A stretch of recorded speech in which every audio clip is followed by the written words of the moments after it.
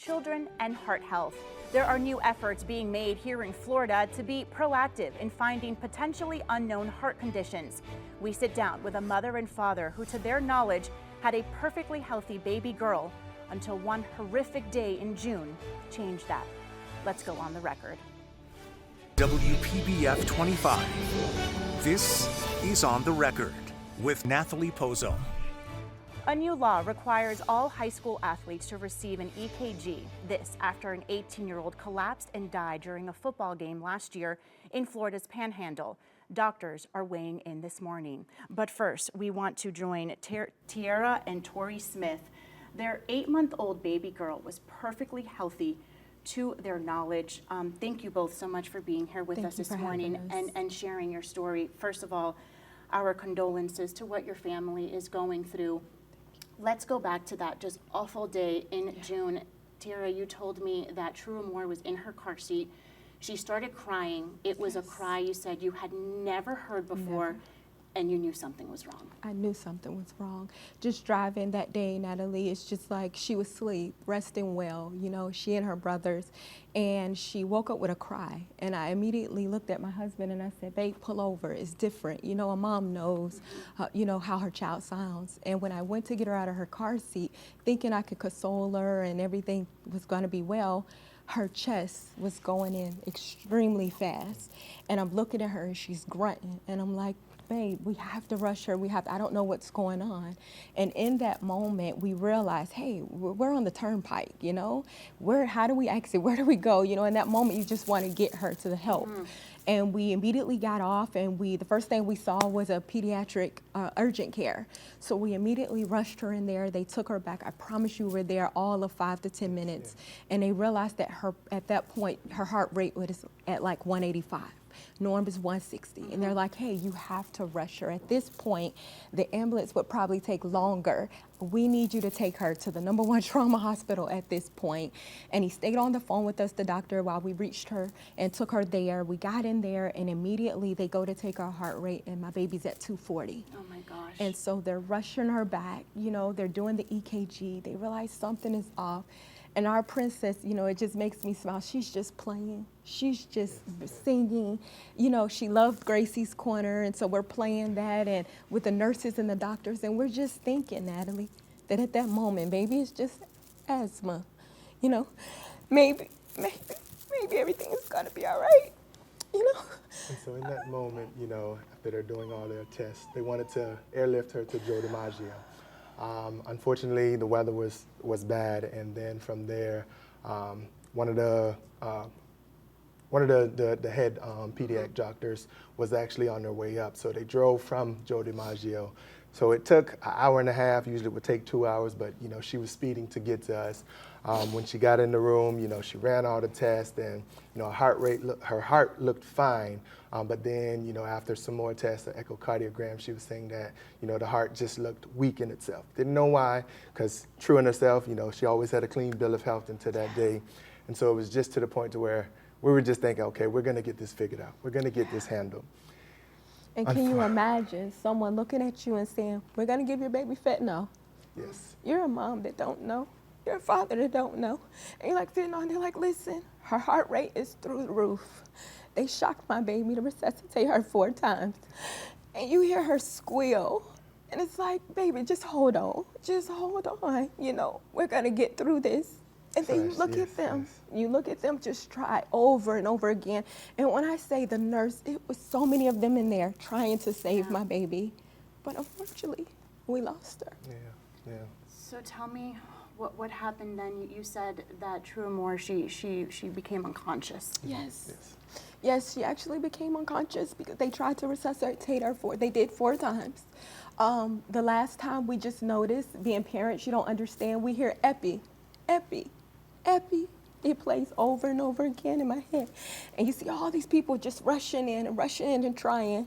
And I look through a small window and you see her there. And the doctor, what you never want to hear, walks out final, looks at you and say, we've tried as long as we can, as we could, but her heart's not stopping. I'm sorry. I'm sorry. I'm so sorry for what you guys went through that day and what you're still going through. What did they end up telling you? She had an undetected heart condition? So when we first went in there and they're looking, it's like, oh, we didn't realize she had WPW, you know, and that in itself already speeds up the heart rate. And that's Wolff-Parkinson-White syndrome. And at that point, at the end, I'm asking them when they bring me back in there, what happened to my baby? You have to tell me what's happening to my baby. And at that moment, they did not know. And it wasn't until we requested a full autopsy and the medical examiner reached out to us and said, somehow, some way, her cause of death was myocarditis. And because WPW already speeds up the heart rate, when we got there was not a pediatric cardiologist on site. So we had to wait for one down south. And I never forget the doctor saying, listen, I know a lot that we can call, but this one, I know she's gonna jump in her car and come. Yeah. But we realized with myocarditis, you're rushing against time. So although I'm sure she tried to get as fast as she could and she sped in that room, by the time she got in there and did everything, our baby's heart in her heart, it was just weak and it was inflamed. And, you know, at that point, they're like, you know, it's myocarditis that's the cause. Tiara, you had told me that when you had your little girl, when you guys had your little girl, that your family was complete. You have two boys, right? You got your girl and your family was complete. Never did you think that something like this was happening. But here you are telling your story. Why is it so important for you to share your story? It's so important because as parents, we go into those doctors' offices and we think we're taking them to their appointments and doing what we're supposed to do. And we hear the doctors, you know, say that vitals are great. And so as parents, we walk out of there and we'll say everything is great. But do we know what that great looks like? Do we know whether it's supposed to be 160, 190, 200? Do we know? We don't. And I feel like at that point, if we would have known or been educated on these particular things, even while our child is in the womb or at birth, we would ask questions, you know, we would engage a little bit more. You know, one of her appointments, her heart rate was on the high end, but it was still within that range. For me as a mother, if I knew that, I would want to know, why is it at the top? You know, it's in that normal average, but it's still at the top. Why? I would ask those questions, and I think it's very important for us to educate mothers to ask those questions. Tiara Torrey, thank you so much for sharing your story. We're going to continue talking to you this morning and how you're honoring your daughter. But first, we are going to sit down with a local cardiologist just to talk about more about heart health when it comes to children. Stay with us. You're watching On the Record on WPBF25. Welcome back. We are now joined by Dr. Danielle Khan, a pediatric cardiologist at Nicholas Children's Hospital. Dr. Khan, we just heard the heart-wrenching story from Tiara and Tori about what they went through with their baby girl. Heart conditions in children, what should parents be looking out for? Are there any symptoms? You were telling me that in babies, it's difficult to detect. And older kids who can complain of symptoms, typically, you know, if you're having chest pain, especially with exercise, or if you feel that your heart is beating too fast, even if though you're not exercising, then you should see a physician. In younger kids, it can be more tricky because they might not be able to complain of symptoms. So then the parents have to see if they can pick up clues, but it can be very challenging. If you feel that your baby's color doesn't look good, if they're turning blue, if they're having a hard time breathing, then you should seek medical help right away. There's a new law that was passed here in Florida for high school athletes. They're now required to get an EKG before they even step out into the field. How common is it to see cardiac arrest in schools, in school-age children? So there are about, in the United States of America, there are about 10,000 to 20,000 kids who will have a sudden cardiac arrest. So it is not uncommon. It is much less common than it is in adults, but it's not uncommon that happens. Therefore, and these kids have seen their pediatricians, they've gone through all the medical checkups, and still this keeps on happening. So there are some conditions that can be difficult to detect. Having an EKG done can detect some of the hidden electrical conditions of the heart. We recommend high schoolers and middle schoolers to have EKGs done, especially before doing sports. So everybody should have that. Along with that, we recommend that all schools should have a resuscitation team and should have working automatic external defibrillators in place. Nicholas Children's Hospital has trained all the schools in Miami-Dade, and this month we will complete all the public schools in Palm Beach to be heart safe, which means that they will have a CPR team. They will have a set of professionals that are trained to do CPR. They will have working automatic external defibrillators in place. In the last 3 years since we've been doing this, we've had about 10 arrests happen in Miami-Dade and Palm Beach schools. We have a 90% resuscitation rate. Just for comparison, if you don't have a CPR team in place, the chance of being resuscitated is about 20%. So generally speaking, it goes up from 20% to 85% if you do have a CPR team and AEDs in place. We've had a 90% success rate locally. I mean, we're talking about life-saving measures here. So you mentioned, we mentioned the law, it's just for high school athletes, but you mentioned middle school as well. Do you think, just in your professional opinion, should an EKG be part of a child's regular checkup? I mean, even kids younger than middle schoolers? So it is tough because it's balancing expense versus the benefit of it. The biggest benefit that you get is in high schoolers. We recommend high schoolers and middle schools to do it. Even in elementary schools, we are offering free EKG screens to all school-age kids. So it is a good idea to get that done at least once in your lifetime, especially if you're going to do sports. Okay. Let's talk about the program that Nicholas Hospital has when it comes to just heart health, pediatric heart health. So Project Atom is a nationwide project. It's all over the United States of America. For South Florida, Nicholas Children's Hospital is running this.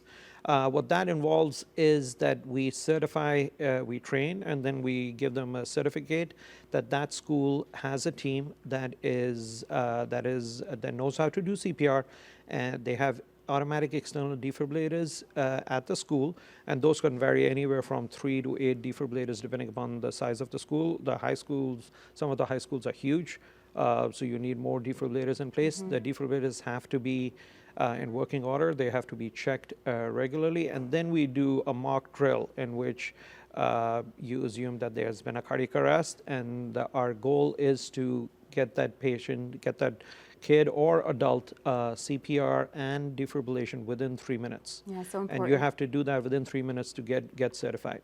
So important to have this definitely implemented in the schools. Dr. Khan, thank you so much for your time this morning and for coming on and talking about this very important topic. Coming up, we continue our conversation with Tiara and Tori and the foundation that they started in honor of their daughter.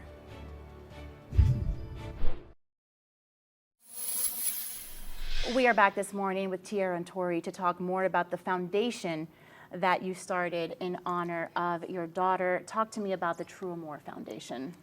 Yes. And so actually, in August 6th, we started True Amore Foundation. Our mission is to create change so that no child has to suffer or lose their life due to undetected heart conditions. We do this through partnerships, education, advocacy, working with legislation so that we can get that change. As Doctor talked about, they just passed that law to where high schoolers are required to get an EKG. And so for us, what about those that will never step on the field? Those that are even younger that are not school age. And so we're looking out for those that are not able to get those EKGs or that the law is not kind of covering. And so we're urging parents to get a simple screening as an EKG so that we can detect those undetected heart conditions. We work with different nonprofits, different organizations, even doctors, so that we can further educate and also get the resources for parents and themselves and for their children. Tiara, I want you to tell me the story again of the mother that reached out to you after hearing about your story and what it meant for her son. You know, Natalie, I'm so glad that you brought that up because in conversing with you maybe just a month ago, we had that mother and that mother alone that reached out. And when she reached out, she said to me, she said, hey, we went to the doctor and it's been about a week. She said, but I was so overwhelmed with my emotions and the fact that this is reality that it took me a little moment. And in that time, she looked at me and she lifted the shirt of her son, and he had on a Holter monitor. And she said, we had no idea. You know, he plays sports, he's very active, but after hearing the story, I went and I got all my children checked. And in that, him being that middle child, he ended up needing a Holter monitor because there were some abnormal rhythms and rates at that time. And you know, Natalie, I have to say, since that time, we're on number 5.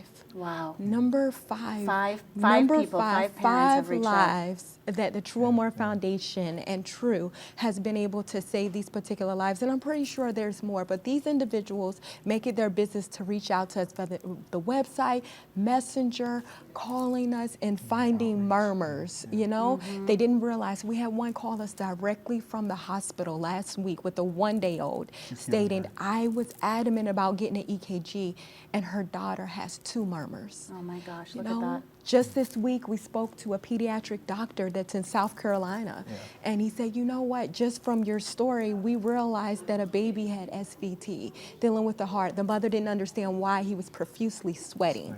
So just using this, you know, our pain, turning it into purpose and driving and saving lives. This is what keeps us going. This is what keeps True's name alive. This is what keeps our babies here on earth and our parents not having to sit here with a bear like we have and we keep with us to simply hear her voice. That's not what we want anyone to go through, but to hear her voice and to hear her excitement gives us hope for other families. It's amazing, really, what you guys are doing. Tori, what were you going to say? No, just to think that as parents, you know, some of us are crazy about our kids and we go over and above. And for us, you know, being in the field, working with a lot of nonprofits and knowing when it comes to infant mortality, trying to stop that from happening. And so getting your babies checked, taking them to their doctor's appointment, asking questions, being advocates for your children. That's what we're urging parents to do. And even if you may get some refusal from doctors that, you know, why do we need to get an EKG? They don't have any symptoms. Sometimes when symptoms show, as in True's case, the day of when symptoms shown, that day it was too late. And so we're just urging parents to just advocate to get that screening. And we're not saying that that's going to solve everything, but that's the first step to finding out if there are any undetected heart conditions. And then from there, we can get the resources and the tools to help those families out. Where do you guys find the strength to be able to do everything that you're doing? You just mentioned turning that pain into purpose. It's our pain. I have to say it, it's our pain. Every day is a day that we go through our emotions and so forth. And every time that we feel that, we would never wish it on anyone. There's so many people that reach out to us and say, I wish I could take that pain from you. And we look at them and we say, we wouldn't want you to have it. We would not want you to have it. And so we get up. You know, yesterday I walked into a building and a young lady looked at me and she said, I know you, I remember you. And I said, okay, yes, ma'am. And she said, you gave a presentation about your daughter. I just remember Amore. And she said, I've been sharing it at work. I've been sharing it through the community. That keeps us going. Our bedside initiatives, delivering those to the hospital so that families, it's just full of toiletries. You're in that moment like we were, and you're beside that bedside. You don't want to move. You're not going to move, you know? But just to be there to comfort them. And it definitely serves as some type of therapy for our littles. We have a 5-year-old and a 9-year-old son, and they put those bags together. They see the work. They get involved in the community, and it gives them an opportunity to just feel like their sister is still present. And you guys carry her with you. You were telling we carry me. her. Yes, we definitely carry her. We have her here, and our littles, they have her also, and they wear her to school. And I'm just so grateful her school let them keep the picture on the desk and in the pencil box, and it just keeps her here with us. It keeps us going. We had pictures up of True Amore when you guys were showing, but it's the necklaces that you have there that you hold True Amore there with you guys always. Thank you both again so much for sharing your story. I know that True Amore is looking down at her parents and her brothers and is just smiling for everything that you do. And I know as a parent myself, and I feel like I can speak for a lot of parents out there, just thank you. Thank you for sharing your story. It's so courageous of you, and we really, really do appreciate it. Thank you so much. Thank you, guys. And if anything, if anyone take anything from this, we just say, go and get your babies checked. Not saying anything is going to be wrong, but better safe than sorry. Yes. Right. All right. Thank you. Thank you both so much. We'll be right back.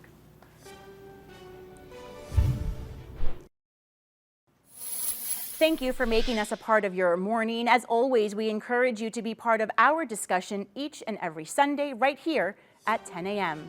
We hope you have a wonderful day. We'll see you again here next Sunday.